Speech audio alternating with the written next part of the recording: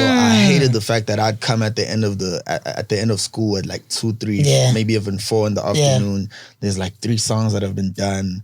I'll get there and people are the crew's just saying, okay, this song you can put a verse in here. I wanted to be there. Oh, you want to be a part of the whole engine. Yeah. So as a result, I dropped out of school. Wow. That song is powerful.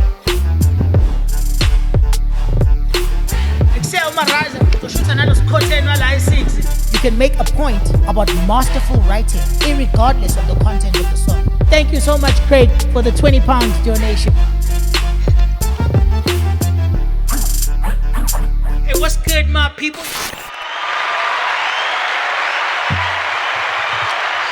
Okay, as promised, Sesi Konage right now with the homie Crowned Young. He's fresh, he's dope, and he's also just a good jita. And Lennox is still with us. Crowned, what's up, bro? Yo, bro, what's good? I'm good. I'm so happy to be here. Yo, me too, man. Me too. It's crazy how we've tried to get things to happen, and eventually we were able to do songs together. And all the songs you hear us on were done pretty much the same day. Yeah. Or within the space of... Yeah, it's probably 3 sessions. Yeah. 2 sessions, yeah. And that's Young Tune. Both of the ones that were produced by Young Tune. Yes, yeah. And then Fuck Up the Function. Produced by Lusty. Yeah. For anyone out there, Ekaya, who's watching and listening, who is Crowned Young? I don't like those kind of questions in interviews, but I think with you, it is pretty important to actually lay that foundation first, because there's so much I want to talk about that will make even more sense when people know who you are. Right. Crowned Young is a human being before anything else, and I say that to introduce the idea of me being humble. Yeah. Yeah. Yeah. Kamalam Olwetu, Freeman Mtembu from Durban. Artist, songwriter, producer. Just all around entertainment fan. Yeah. I feel you. So where you from? Where you from and where did you grow up?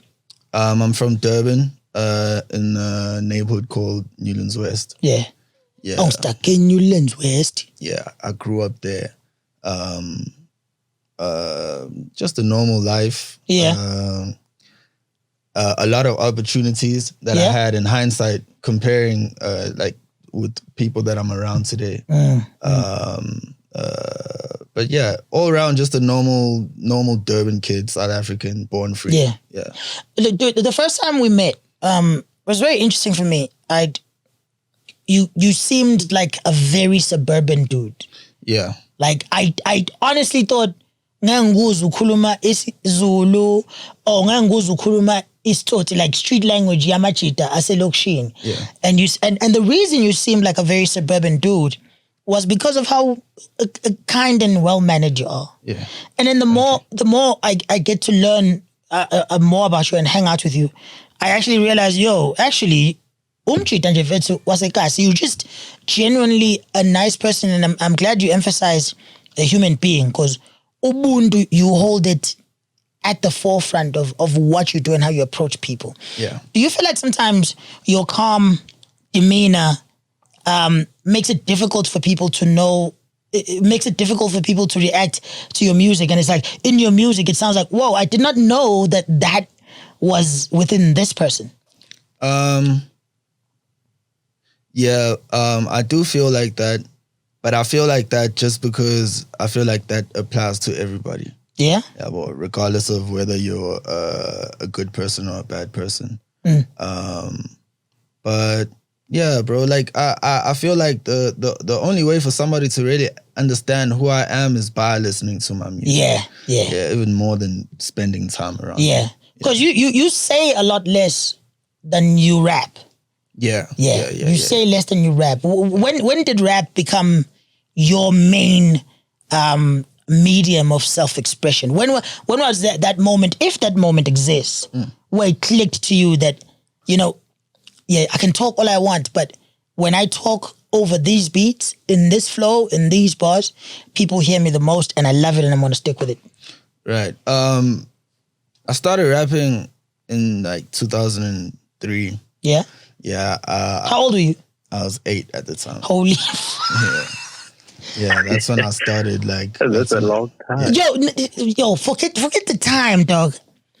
At 8 years old. Yeah. Imagine you could write lyrics on 8 years old. Yeah, dog. Yeah. Yo, at 8 years old, I was still.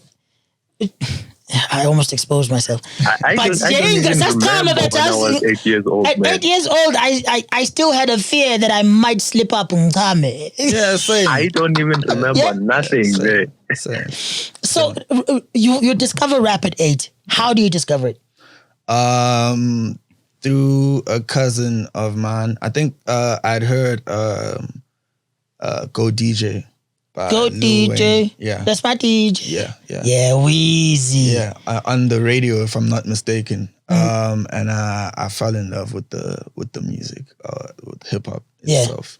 I felt like I related to it a lot in that I felt I was largely into the entertainment industry already. Like Eddie Murphy was like my favorite actor. Yeah. And then I also felt like the rappers were so cool. Yeah. And they had so much to say. It wasn't like the other genres where it would be not so much expression. If you get what I'm saying. I know. I completely get what you're saying. Like Dolly Parton will sing about Jolene and say, "Please leave my man." That's it. Yeah. Whereas in hip hop, you know, one will sing about Jolene, the other will sing about being the guy who's facing Jolene, the other will be another girl, and just there's a lot more layers to a song or a concept in hip hop. I completely agree. Yeah, and also the whole, at that time, it was like a mainstay for a rapper to have 3 verses in a song. And it's 3 16-bar verses. Yeah, and that's a lot of things being said. Yeah. So I think that was like a huge thing for me.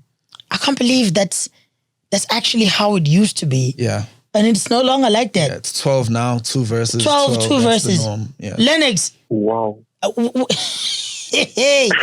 I'm just so speechless right now, man. So you have nothing else to say to Crown Down after all of that? No, man, that's just really inspirational. Yeah. A lot inspirational to young people out there that are doing like on the come up, you see. Yeah. You know what? It's interesting that you mentioned young people on the come up because part of the reason why I always like to take the story back to because this couch is reserved for people I respect, people I look up to, and people whose journeys inspire me as well. Thank you. And that's why I always try and go to the root of it, because what I see happening a lot these days, there is such an incredible amount of entitlement online where, I mean, you were 8 trying to do this for the first time. Yeah. That is 17 years ago. Yeah. Wow. There's never been a point where I've heard you say, yo, amachita wakwali, yo, they don't want to let us in the game, yo, I'm the hardest, your favorite rapper ain't shit, but he's only up there because unemali or famous in. What have you noticed about the culture of quote unquote hustling in South Africa?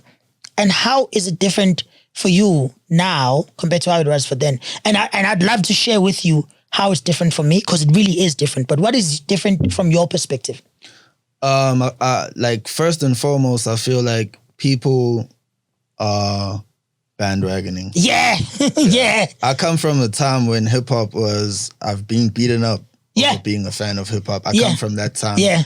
And I feel like Yeah, they call you a nigga. Yeah, and sneaker. Like it has to be 1GA. Yeah, my nigga. Yeah, my nigga. Yeah. Your man, oh motherfucker. Yeah, I come and in from that way, they're just making fun of you.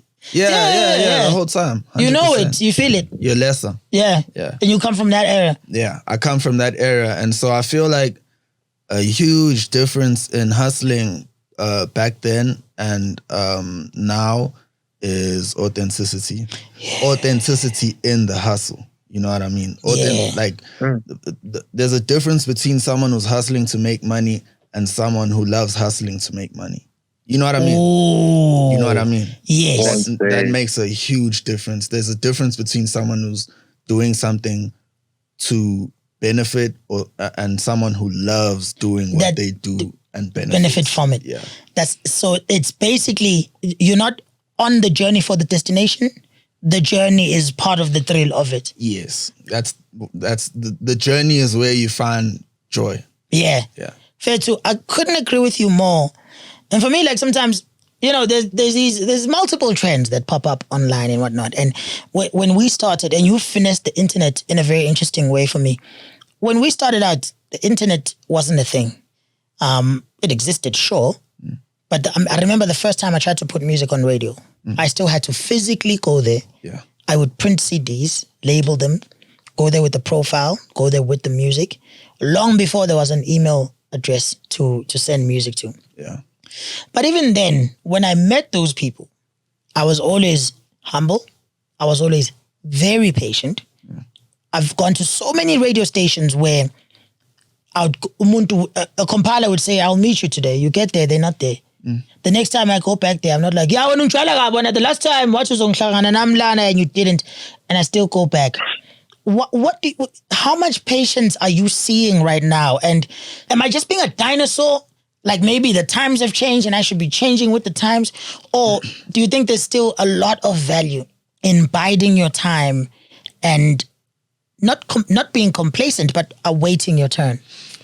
You're definitely not. I feel like the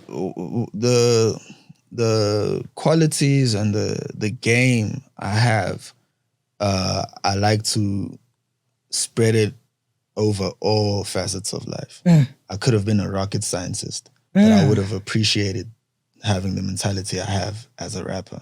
So in that I mean, patience is across the board. Yeah. It's something you need to have across the board.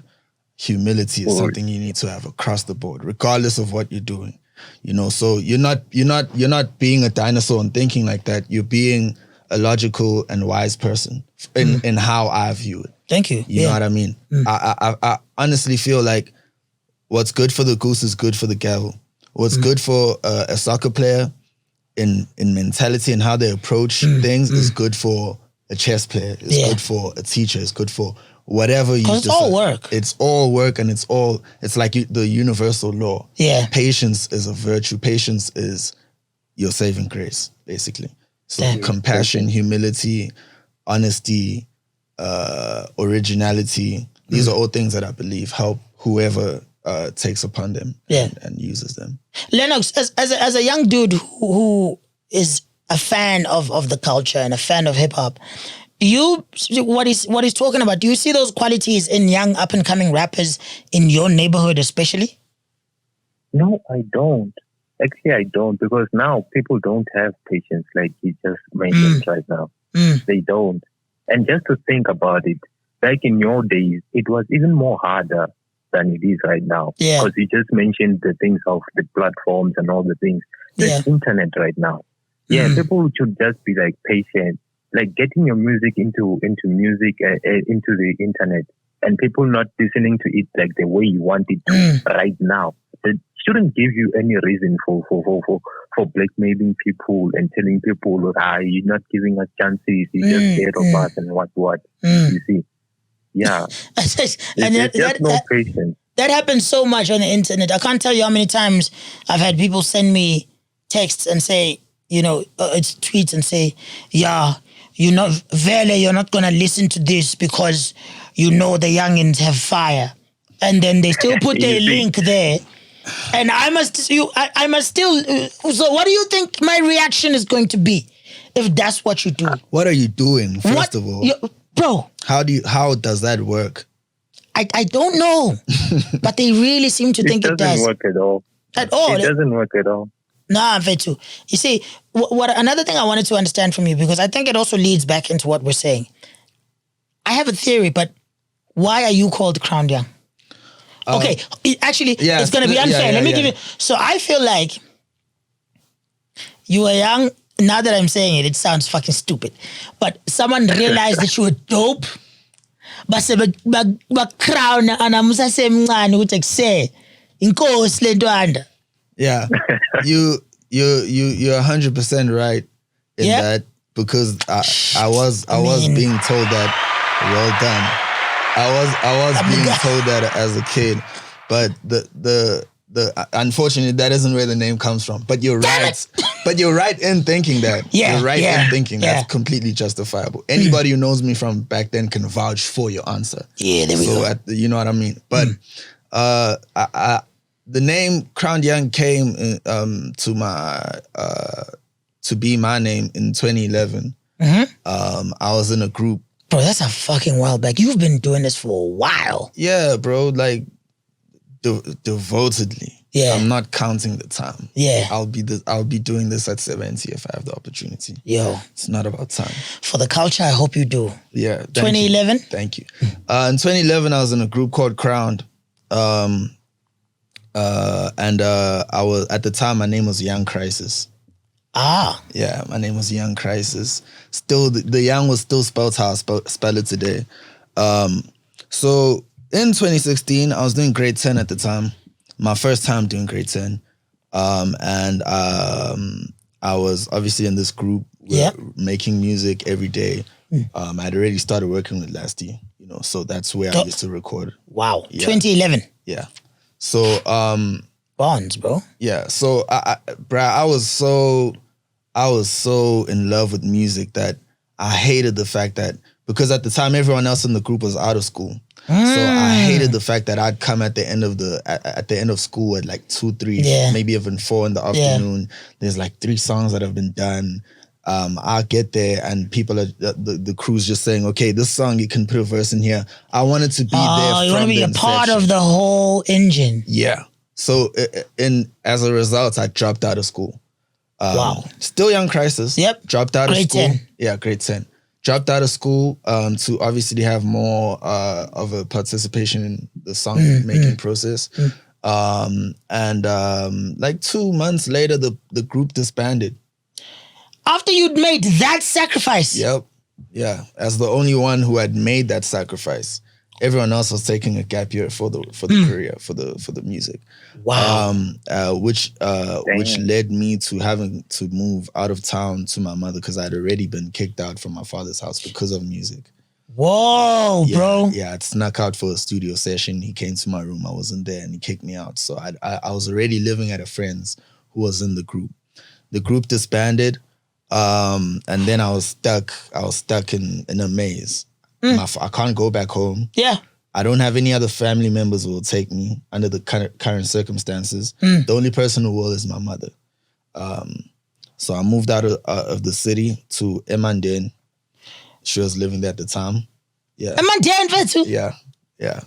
Oh shit. Yeah. So Kaya for real. Yeah. I moved there and during my time there, obviously I had a lot of time to reflect on the decisions I'd made. The situation I was in at the time.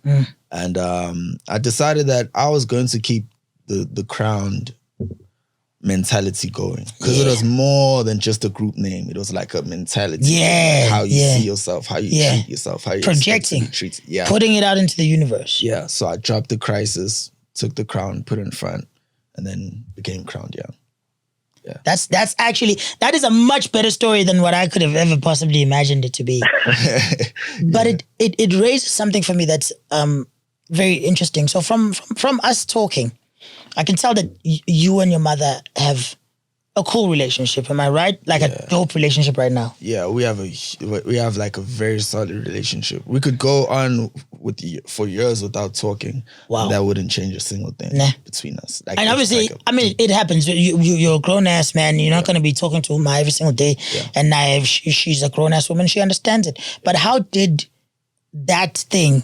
I mean, your father and especially Tina Gwazulu. You know, usually these days, you're not going to kick a kid out of home for sneaking out to go do something that they're passionate about. Yeah. But back then, it must have been a different story. With your father taking that stance, how did your mother take it when you dropped out of school? My mother's always been in my corner, luckily.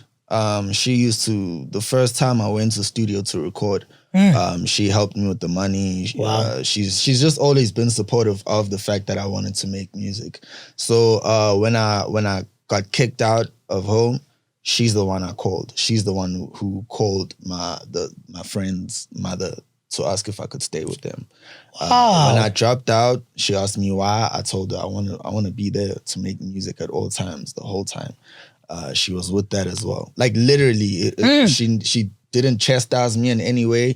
She was like, "Have you given it thought?" I was like, "Yeah." She was like, "Go ahead." When I came back home, yeah, she deserves that one. Yeah, she deserves that one. When I had to leave Durban and go back to her, she was supportive at that time. What do you want to do? What are you thinking? Like going back to school? Are you gonna carry on? What are you? And whatever decision I had, all she needed was for me to explain how I see it. How you reached that decision for her. Yeah. That's beautiful. You know, so many great things would happen if parents were able to teach their children the right way and then have the bravery to trust that their children did learn the right way. And amazing things can happen it doesn't happen often enough, especially in the Black community. Lennox, I know you have a good relationship with your mother as well. Yeah, I did, bro. I did. I really did. No, because I remember you posted something about it. Hold on. Yo, Fetch, I think I'm doing it again. I think I'm confusing you with Moonlit. Moonlit. Oh, nah, I think it wasn't me. No, okay, yeah. So Lennox, how's your relationship with your mother? It was really fine. She was so motivational towards everything that I did. Yeah, she would just sit down with me, like talk to me, like, what are your visions towards these things? And what do you see yourself with doing this thing? You know I draw most. Yeah. You've given me some amazing... I need to show you some of the drawings, ink drawings that is made of me, like amazing ink portraits. Yeah, for sure. It was really dope. And Mama Manje, is she late? Yeah, she is. She passed on when I was doing matric in 2018, yeah. Rest in peace. Yeah, may she, man. Hopefully. I mean, from knowing you over the course of our live streaming, it seems like you've managed to pick up the pieces pretty well. How did that affect you? I did, and towards that, it was the result of the talk that I did have with my mom back then. Because every time we had a chance, she just sit down with me and ask me, where do you see yourself doing this? Because I know you can draw and this can take you far. And then we talked about that. We talked about drawing and what it can lead me to. But also there was school on the other hand. We had nothing at home. We have nothing at home. So she just talked about me and said, I know you have a passion for drawing and you're really doing good in school. You can do this. The plan that you can do. She just gave me an advice and told me you can take it, you can either take it or do whatever you want. Yeah. Yeah, that's the opportunity that I was given. That's a beautiful thing. Yeah, in my head, I was thinking about the situation at home, you see. And then the first thing that came to mind was just, hey, school, they saying school is like the main thing that you have to do in order to fight poverty. Like Black community, you see. So the route that I took was just to like focus on school and do like drawings as a side hustle. Yeah. Because now she just because after she passed away, I remember I used to do drawings in high school just to get pocket money and to go to school hustling. And not be hungry. You see. Yeah. Hustling. You see, it goes back to what Crown said. Sorry to cut you. He was getting some money from his hustle, but that was not the reason for the hustle. He loved the hustle itself. Yeah. And he loved the hustle itself.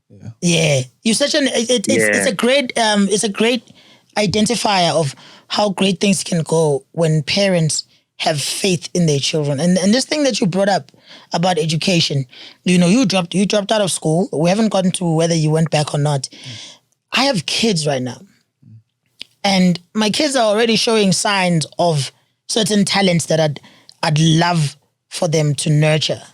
But at the same time, because of how hard my life was, due to me not having any other schooling beyond matric, which I failed because I was in studio, and also at a restaurant working, I strongly believe that parents should be more like your mother, but I'm struggling to be that. How do you think that? How important do you think school is, and how often do you think school holds back people's true potentials, because it's always it's funneling them a certain way? And you saw that earlier, and you said, I'm getting out of this hamster wheel. Yeah. But it's looking at it now, would you advise any young people to do what you did? Or do you think there's still more value in staying in school than there is in leaving? For me, it's school is like a very powerful tool. Yeah. I might not use the tool, but it doesn't change the fact that it's powerful. Yeah. You know what I mean? Yeah. So I respect and I appreciate the fact that people have the opportunity to learn in that setting. But as far as advising, I wouldn't advise anyone to leave school, and I wouldn't advise anyone to stay in school. You know what I mean? Like, I feel like it's not my place to be going as far as advising someone to do something that could go either way. You know what I mean? Yeah. So, like, the thing, I feel like the thing that my mother helped me with in agreeing to me taking the steps I took is that she let the ball be in my court, but she never took away the option of turning to her if I ever needed help.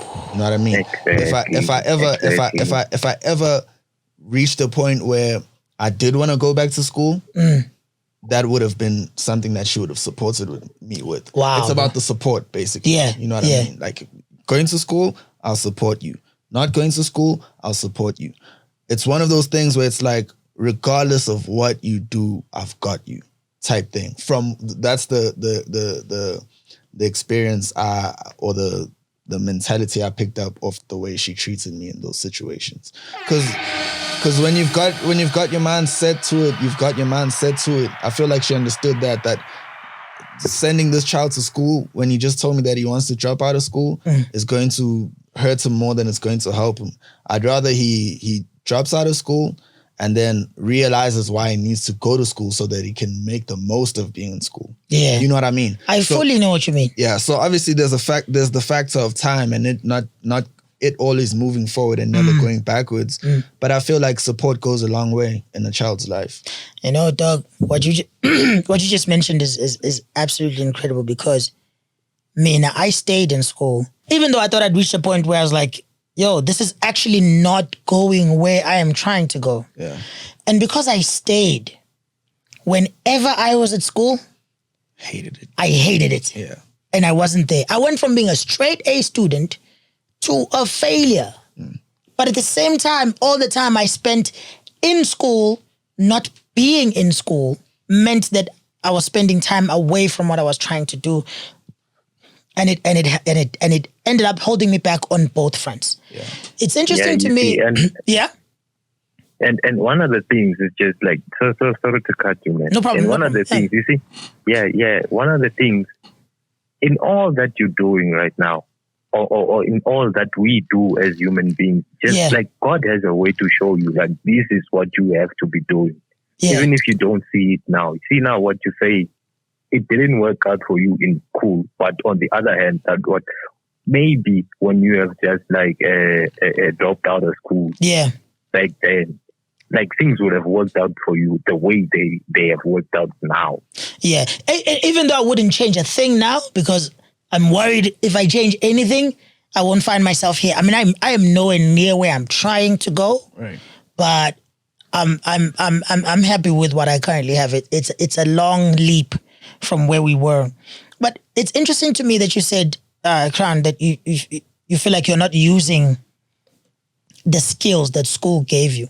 And for me, one of the things I love about you so much is a characteristic that I don't get in local hip hop artists who are operating and functioning now as the new age. Because even though you've been doing this for a very long time, you've got a very current and a very modern sound. It's almost as though if you listen to your sound, it's like you started 2 years ago. But then if you actually listen to the bars, the content, the lyrics, that's where you're like, whoa, this person has been doing it for a long time. And what really sets you apart from a lot of people who sound like the modern era of hip hop, which is a beautiful thing to sound like, what I find sets you apart quite a bit is your vocabulary and your general knowledge of things. And I feel like school went a long way into teaching you those things, but also school went a long way into teaching you to find that information out for yourself. Yeah. Do you think that rappers, especially locally, understand the value of a strong vocabulary to express ideas that have already been expressed in a different and unique way, and also strong general knowledge on all topics, which I think is very important as a rapper? Do you see it and do you carry it? I hope they do. I hope they understand that knowledge is power. Yeah. And that you can say something a million people have said already in a completely fresh and different and new way. Yeah. Just by knowing the pockets that vocabulary and grammar have. Yeah. Yeah. It's all about knowing as much as you can, because once you know, you learn something new every day, which means you can say something or portray or convey something differently every single time. Yeah. So it helps you more than anything else to know more, you know? Yeah. No, I completely agree, man. And like I said, I really love your vocabulary.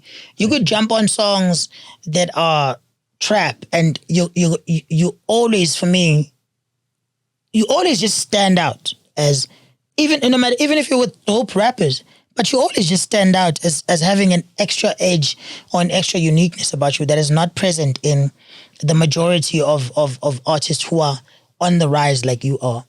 And speaking of being on the rise, you are in an incredible position from the outside looking in, and I'd love for you to explain it yourself.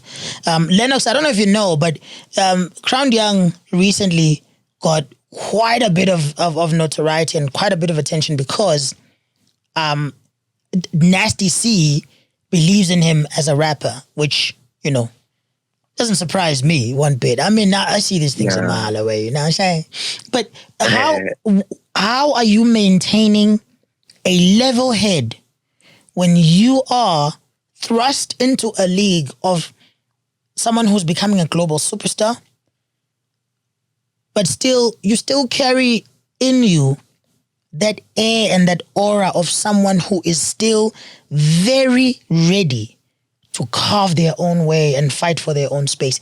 I honestly do not believe that there's any other rapper on the come up right now who, in your position, would remain as focused on you as you do.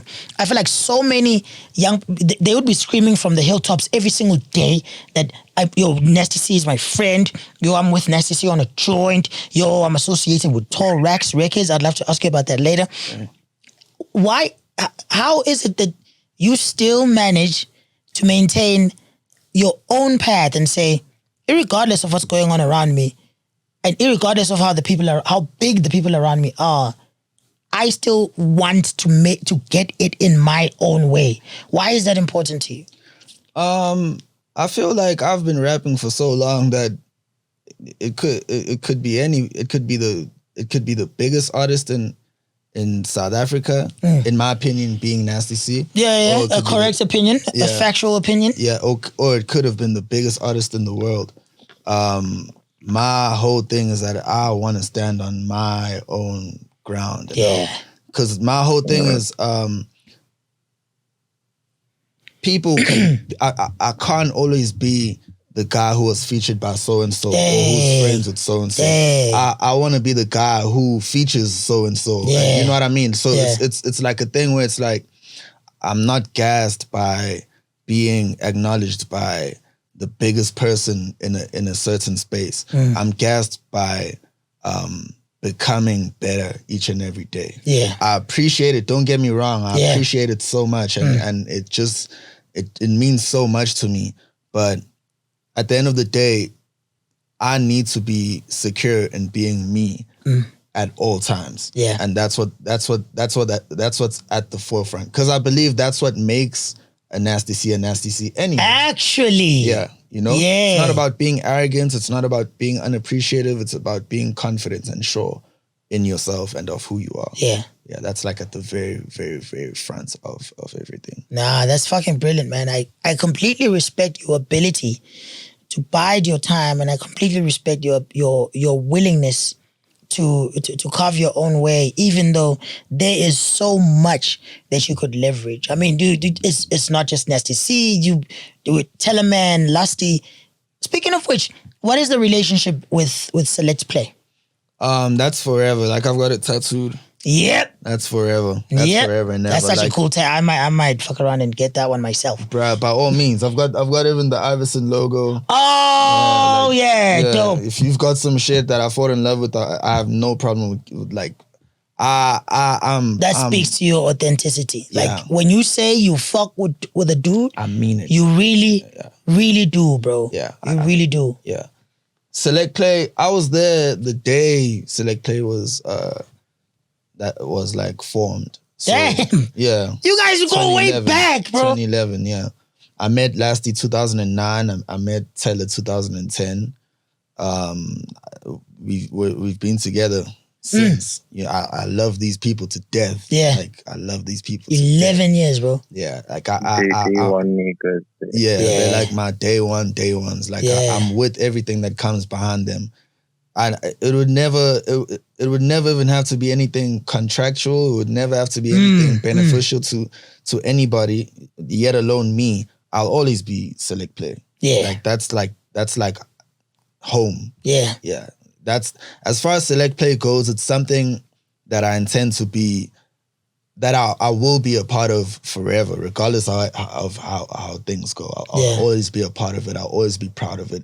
I'll always have tons and tons of memories and no regrets. Yeah. Type thing. Now there was Lennox, I don't know if you heard about this, but there was, I don't know where I read this, that you were signed to Torax. Yeah, I am, but it's nothing contractual. My bad. Yeah, it's not like I signed a contract or anything. Yeah, it's an affiliation. Yeah, it's like a rapport. You know, it's a camaraderie. It's nothing at a level of the industry where it's like I'm signed to Nasty C. Yes, but at the same time, that's exactly what it is. I've never been he's never approached me to be a part of Torax, but anyone will tell you that I'm Torax. Yeah. And that's completely true. Yeah. If you get what I'm saying. I think it speaks to what you were talking about earlier. I think the authenticity. I think there's so many people who would fight for Nasty's attention because of where he's at. And we were talking earlier about just, when you start trying, if you try hard, you die hard. Yeah. And I think just that cosign already, it's not because he's trying to help you. No, he genuinely F's with who you are and what you stand for at your core. Yeah. And, the higher up you get in the industry, the more you see how rare that fabric is. Yeah. You are cut from a premium cloth, bro, but a cloth that doesn't pretend to be anything else. And I absolutely love that. Thank you. Does that, how much of that is in your current project? And, yeah, just your current project that you dropped, the one that I'm on. Yeah, Win or Die, yeah. Yeah, Win or Die. Yeah. Yo, before we answer that question, when you just said now, Win or Die, I feel like in grade 8, when your dad kicked you out, when you snuck out to go to the studio, it was Win or Die. Yeah, funny enough. The risk that he was taking. Yeah, that's the risk he was taking even at his ripe young age. Oh, unripened. Yeah, that one. Whichever way it swings. Yeah. The funny thing is that the phrase "Win or Die" came out in a song I recorded, like probably a month before being kicked out or a month after. It's a phrase I had said in a song called "The Shit" that's on my first mixtape, Dirtbin. Yes, I know Dirtbin. Yeah. So "Win or Die" is. It's good. The phrase, the whole line was, "I'm a 031 nigga, only one in a win or die mindset. Don't slow me up, nigga." Hey. So like You hit the nail on the head with the hammer. Yeah. Lennox, do you think there's that attitude still prevails? I don't see a win or die attitude. I see a let me win or you ain't shit because you just don't want to let me win attitude and I deserve it. Give it to me now. That's what it is now, man.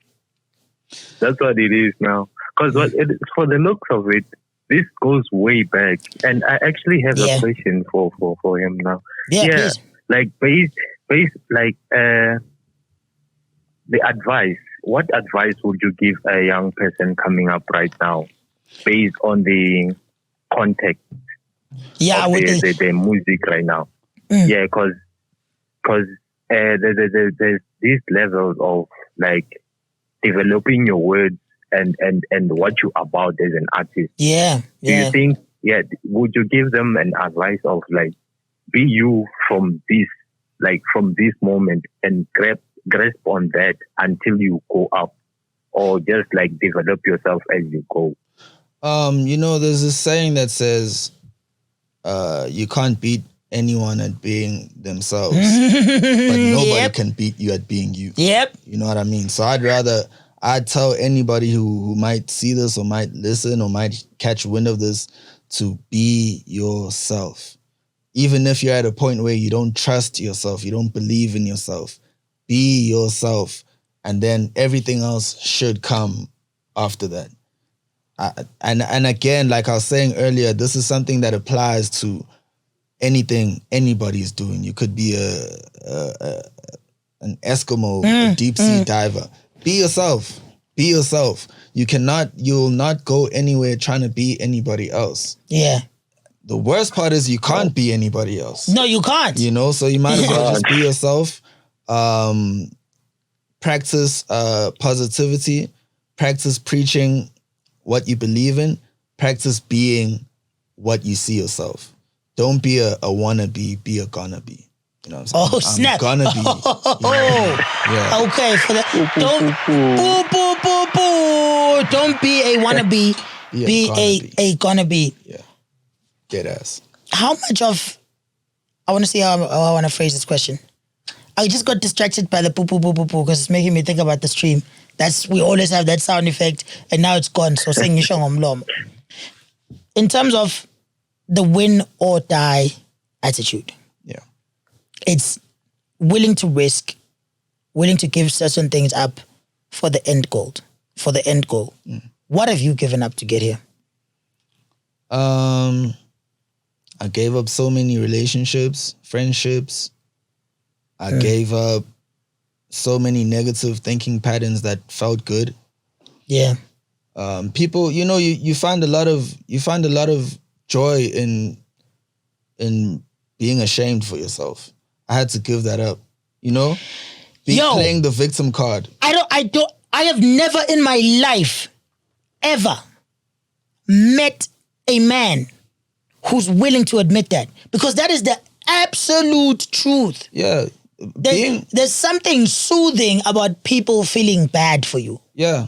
People feeling bad for you, feeling bad for yourself. It feels good. Yeah, it really does. Because it justifies your shortcomings. So that's something I had to give up. And I just had to realize that if I really believe that I'm going to be who I say I'm going to be, I might as well just enjoy being in whatever predicaments I might be in. You know what I mean? I might as well just enjoy it, no matter how hard it may be. I might as well just enjoy it. I gave that up. I gave up any kind of looking to the side and saying, well, rap isn't working right now. I gave all of that up. Plan B. Yeah, I gave all the plan Bs up. I would very happily die trying. Yeah. I would very happily die trying where it goes to a point where he never reached the goals everyone saw him reaching. Yeah. But I tried. Yeah. For me, the happiness of success is in the everyday waking up and trying. Towards getting it. Yeah, I gave up a lot of things, bro. Like those are the ones that just pop up at the top of my mind. That's such an interesting way of looking at it. I really love that you carry that mentality. And it translates. It really does translate through to your music.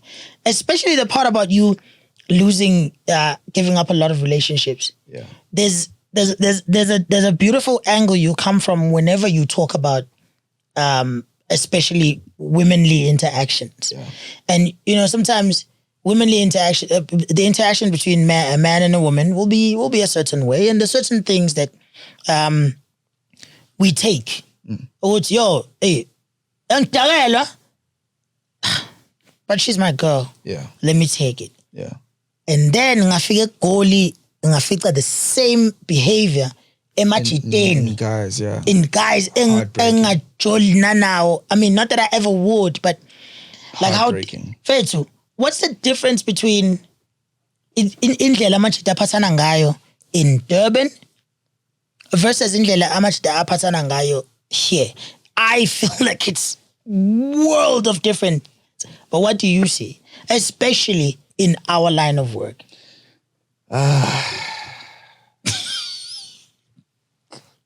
Bro, niggas need to do better, bro. Yo, nigga, I'm a panty, we did.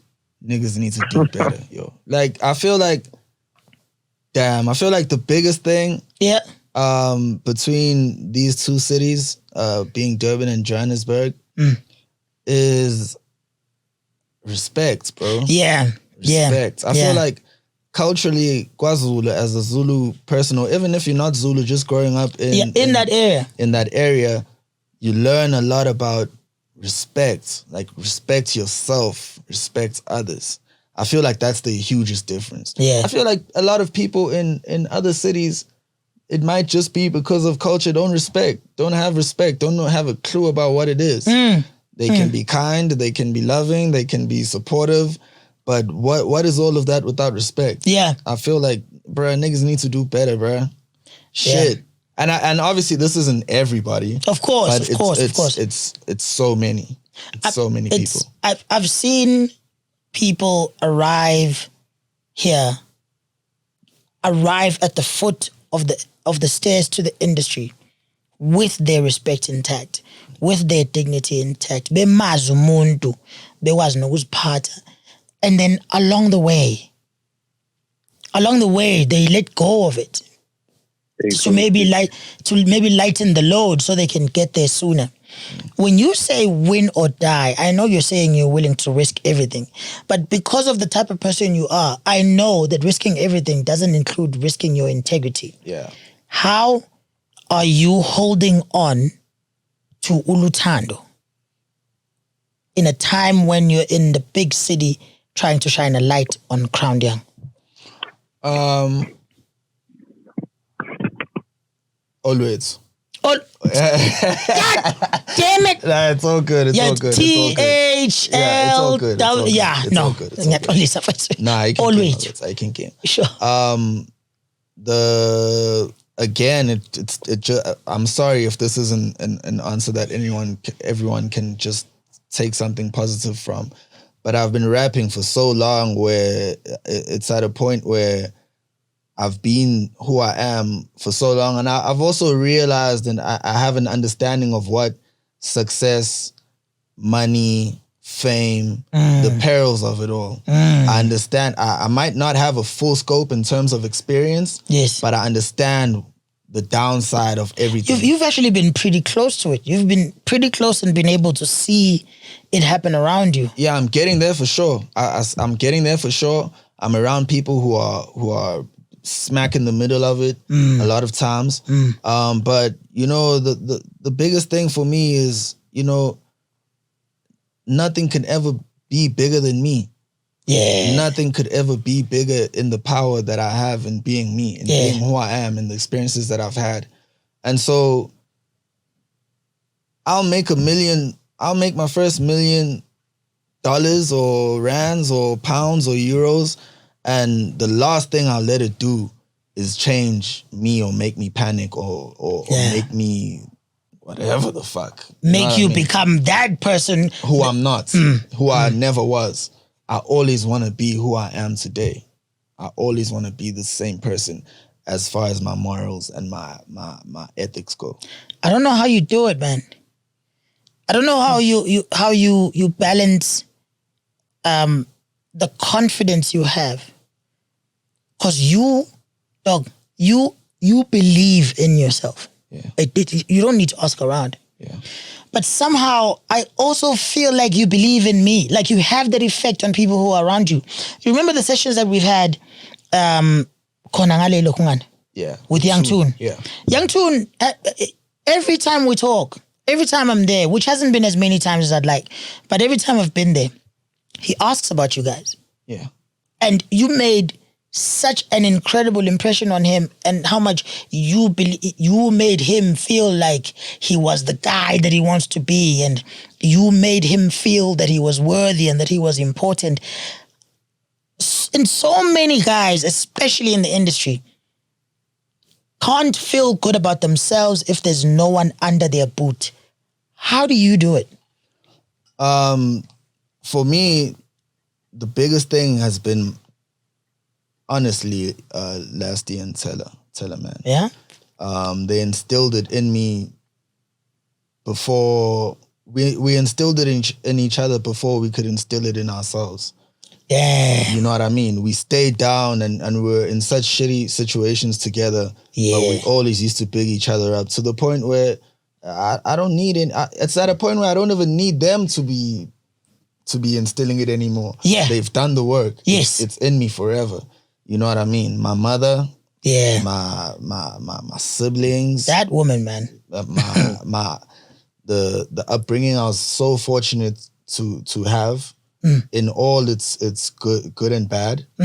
That's what made me confident, and that's what made me realize that shit, if I can feel myself, I can feel this way about myself, then by all means necessary, I should feel the same about everybody else. Yeah. As long as if you tell me that, as long as if you put on a beat and you say, I made this beat, and I say it's dope, and you say thank you, that's all you need. Done. From there on, I believe in you. I'll treat you like you are who you're gonna be. Yeah. Now. So that you can be who you're gonna be. Yeah. You know what I mean? Yeah. Yeah. I fuck with that so much. What do you have to say to that, Lennox? Yeah, man, that really, like, I really relate to that a little bit, because there are some people that I've been telling a lot at school that there's this friend of mine that I've been telling him about this. I once told him, like, hey, dude, do you know, even if I can ever get like millions of rands, I can never change who I am right now. Yeah. Yeah, I told him straight in the eye, and the guy didn't believe me.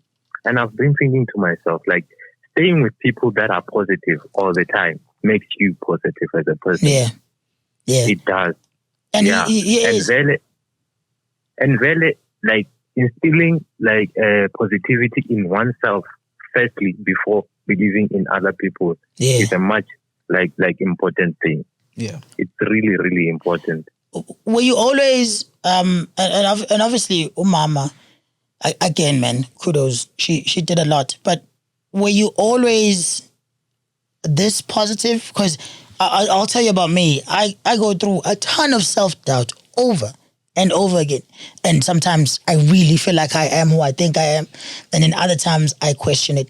I've never seen you feeling down, bro. Have you always had this positive energy and just, you know, because you keep projecting it out into the universe, and it's going to be a beautiful thing to watch it come back.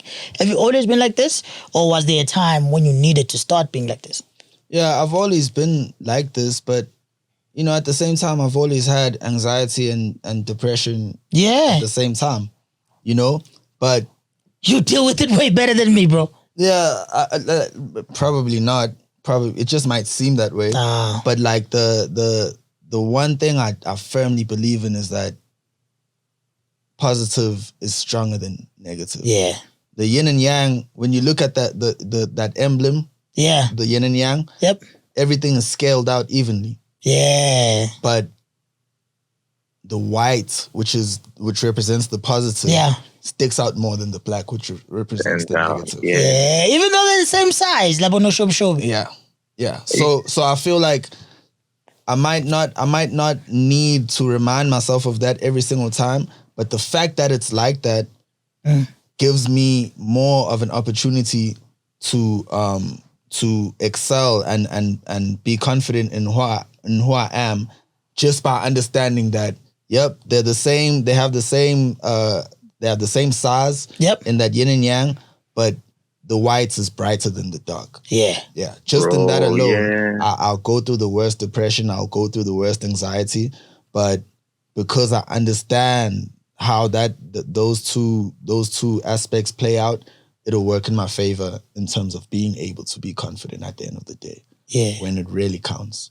Because, depression sucks ass, but it doesn't really count until it's time for you to differentiate between making a situation come out good for you or making a situation come out bad for you. Until then, these are problems we'll always have. Yeah. We're not the first people to experience these problems. We won't be the last. Yeah. There will always be people who have these problems. There will always be people who don't. For those of us who do, we need to understand that it's bigger than the problem. Yeah. It's bigger than the negative. Regardless of how it may seem at the time, it's bigger than that. And I feel like the more you understand that you have a shot in life, is the more you'll be unbreakable, undefeatable. Yeah. You know what I mean? Yeah. The more you understand that tough times don't last, tough feelings don't last, the demons, the nightmares don't last, the more you'll have an ability to get to the other side. I'm going through shit, but I'm gonna keep going through it until I'm out. Yeah. Yeah.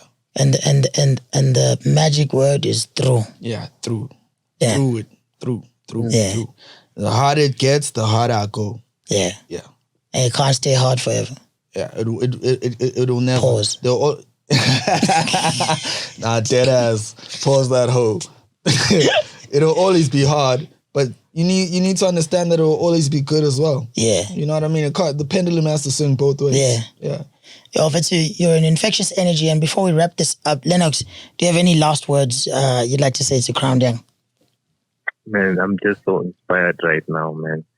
Like all the things that he has said right now, like reflect on me. Yeah. Like on myself. Yeah. Cause he's the got that effect. Energy that he's talking about. Yeah, man. Yeah, man. And I feel so much empowered right now because like at sometimes you may feel like depressed. Depression does get over me, but like it depresses me like a lot.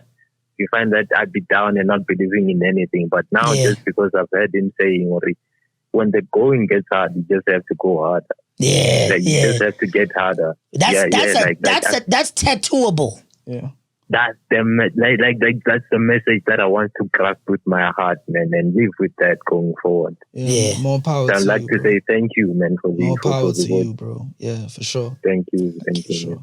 For two, looking back out of everything that has happened, there's a bunch of things that that I would actually love to talk to you about on a more personal level, which is why I'd love to have you come back after your project does what it needs to do, because I really want to touch on those things when people have also built an almost similar kind of connection with you that I have, because I feel like it's very easy with your music to feel like I know you, to feel like I know you. So that's why I need people to go out there and get win or die and understand why I look up to this man so much.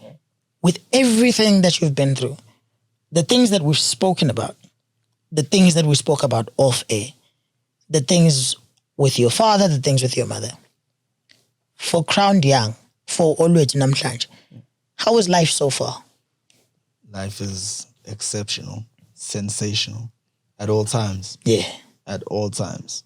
I could be flat on my ass and life would still be good. Yeah. Because I understand that that's the beauty of it. Yeah. That's the beauty of it, bro. You know the funny bone? Yeah. Yeah, you bang it on something, it hurts, but it feels good. Yeah. That's the beauty of life. Life is a funny bone. And I have a funny bone to pick with all of you negative guys out there, but for all of you who are watching this, I hope it's been half as therapeutic as it has been for me, because if it was, then it would have definitely all been worth it. I definitely got way more than what I'd bargained for from this. Grant, thank you so much for joining me today. Thank you for having me, my brother. Indeed. Lennox and I, we got to. Also, we're going to be making Mhlaba kunene kowe wathatha amaqhawe sasala sikhala mhlaba unonina mhlaba kunene kowe wathatha amaqhawe sasala sikhala mhlaba unonina yenina yenina